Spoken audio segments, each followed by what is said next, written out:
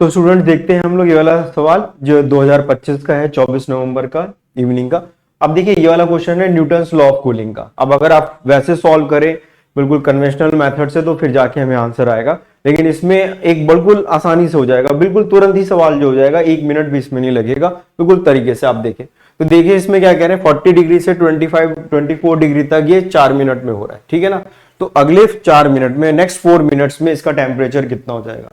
Surrounding का temperature हमें 16 degree given है, तो हमें ये मालूम है कि इन्फिनिटी टाइम के बाद भी इसका जो टेम्परेचर है वो 16 डिग्री ही होगा, 16 डिग्री से कम टेम्परेचर नहीं हो सकता, ठीक है ना। ये तो न्यूटन्स लॉ ऑफ कूलिंग है कि सराउंडिंग टेम्परेचर के डिफरेंस के बराबर, तो 16 डिग्री से तो कम नहीं हो सकता। अब आप बताइए ये कितना लिखा हुआ है, ये लिखा हुआ है, अगर आप इसको देखें तो ये 4 पॉइंट समथिंग लिखा हुआ है, तो ये तो नहीं हो सकता है, 4 पॉइंट समथिंग टेम्परेचर थोड़ी हो जाएगा, 16 से कम नहीं हो सकता, ठीक है ना।